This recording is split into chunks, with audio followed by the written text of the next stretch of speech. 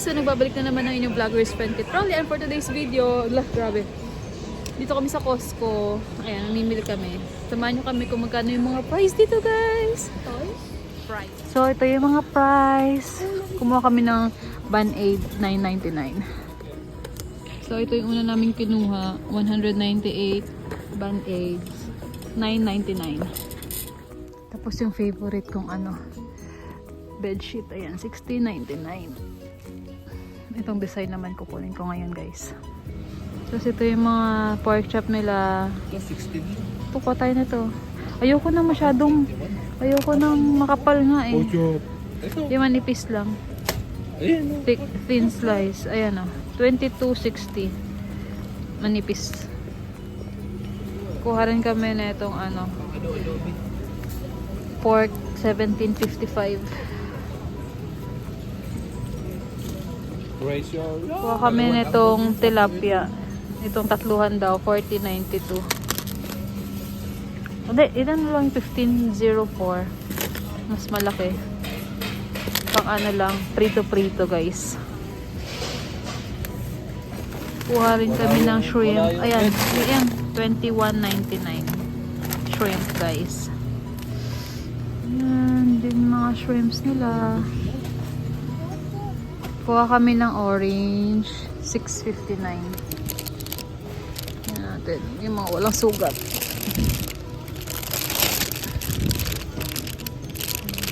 Ito. Kuha daw kami nito, guys. $24.97. Sige, go. Lucian. Tingin ka nga. Hi, ate. Hello. Kuha rin kami nitong Kielbasa Provision Organic Beef Sausage. Yan. Ayun na. Sa ilalim. Kuha rin kami nitong bathroom tissue kahit meron kaming bidet. Kailangan pa rin namin minsan yan. Para sa wiwi, guys. $20.99. Yan yung price niya.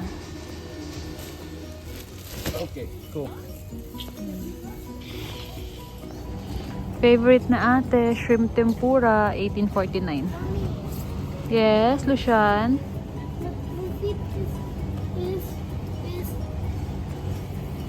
Go. Ito, try din namin yung coconut shrimp.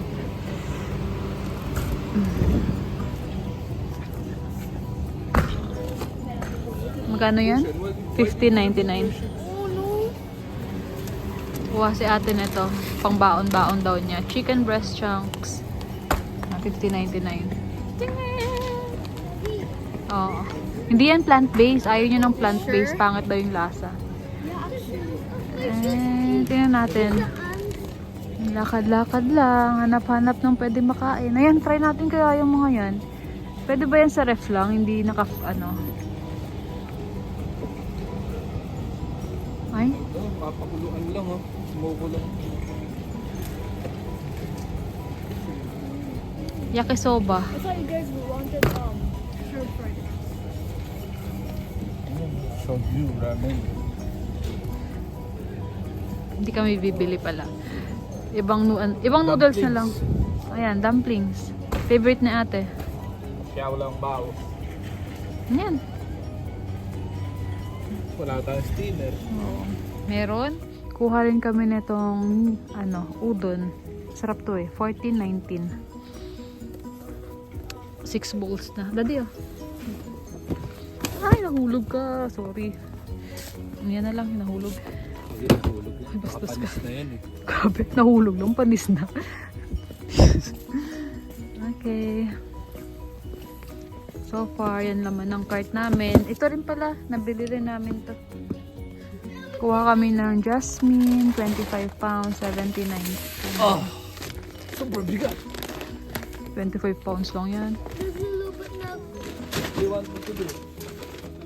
Kuha rin ako nitong Lysol, $10.99.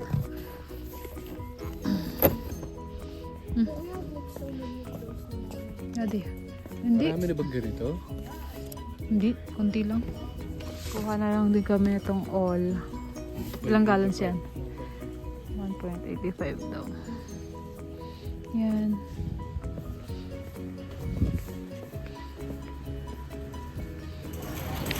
So, gabi na guys.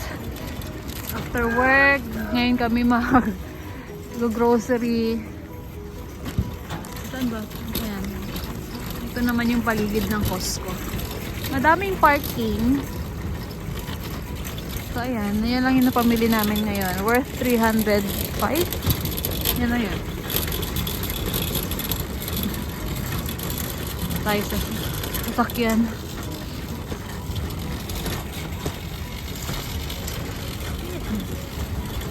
Then, kakain na lang kami sa labas kasi nakakatamad.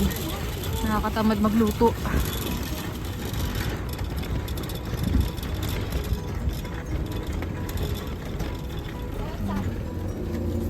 Since malamig, bahala na si daddy maglagay.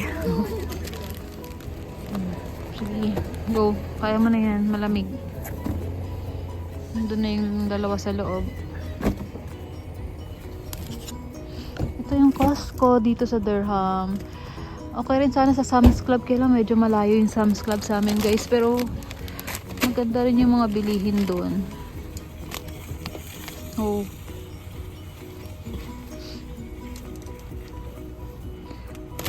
So bakit naka-get up ka ngayon? Ano meron? Feeling bagets ka. Okay, ah. Ang lamig. At since sinatamad kami magluto, ito, dito na lang kami kakain sa China King. Malapit lang to sa amin guys, walking distance. Ayan. Dito kami unang kumain nun eh. Suki na kami dito. Kasi meron ditong rice, tsaka Chinese food. Ito na yung continuation ng video kahapon guys. Kasi, hindi ko na natapos. Yun lang, bumili lang kami sa Costco. Tapos, kumain lang sa labas. Ito na yung another day. May pasok na ako. Magbabaon na ako ng sandwich. Hindi na ako bumibili sa ospital. Kasi, yung kaming 15-minute break sa morning, 30 minutes sa lunch. Then, another 15 minutes sa hapon. So, kaysa pumila-pila ka pa, hindi na ako bumibili, nagbabaon na lang kami kasi sayang yung oras. So, dito pala guys, dito ko lang na-experience yung talagang required ka mag-break. May magre-relieve sa'yo during, kunyari, ongoing yung case mo. May magre-relieve sa'yo talaga. Kasi yung sa amin, nag-start ng 11 yung magre-relieve, then tuloy-tuloy na yun. Sila naman yung mga afternoon shift. Parang nila, 11 to 9, ganyan. Parang gano'n naman yung schedule nila. So, ayun. Kunyari, ongoing yung case, i-relieve ka nila for 30 minutes, ganyan. Then, balik ka ulit sa case mo. Kung sa afternoon, gano'n din. Relieve ka muna nila saglit ng 15 minutes. Then, balik ka ulit sa case mo. Unlike sa Philippines, diba? Ewan ko, sa previous work ko talagang kailangan tapusin mo yung case. Walang magre-relieve sa'yo. Or walang program. Walang program. Wala talagang parang walang sub ba. So, ayun. So, ito yung baon ko lang ngayon, guys. Spam.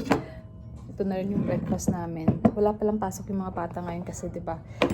Kaya kami nag-grocery din kagabi after work kasi mayroon na namang winter storm ngayong 2 days daw yata. Or ngayon, basta ngayon mag-start ngayong Wednesday. Then, wala rin silang pasok tomorrow. Buti na lang, off din si daddy. So, stay sila dito sa bahay. Then, ayan. Dalong.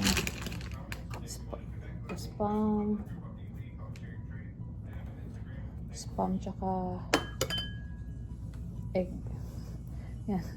Yan na yung lunch ko mamaya. So, yan na lang daon ko for today, guys. Ito, mga chichirya, orange. Itong drinks ng mga bata pero hindi naman nila pinapansin, so ako na lang. Ay, walang straw. Kuha na lang ng straw. Itong may strawberry na sandwich, tapos yung baon ko ng lunch. Itong, yan. Pang lunch. Hindi ko naman naubos yan. Tignan nyo yung kahapon kong baon. Hindi ko rin naubos. Pero mamaya pag gusto kong magkut-kut-kut-kut, yan. Kainin ko na lang ulit. Tapos ito rin yung breakfast ko. Same lang. Spam. Rice ko ngayon. Tapos itong itlog. So, ayun guys. Yun lang yung typical day ko. Morning day. Kapag papasok sa school. Papasok na sa work. Gigising akong 4. Within 4. Magluluto ng pagkain ng mga bata. Ngayon medyo mga 4:40 na ako nagising kasi wala naman akong ihandang pagkain ng mga bata kasi may food sila. Tsaka nandito naman si daddy. Sila nila magluto para sa kanila mamaya sa breakfast. So yun guys, pasok na ako. 5 minutes before 6. Ay hindi, 10 minutes. Lamig na yun.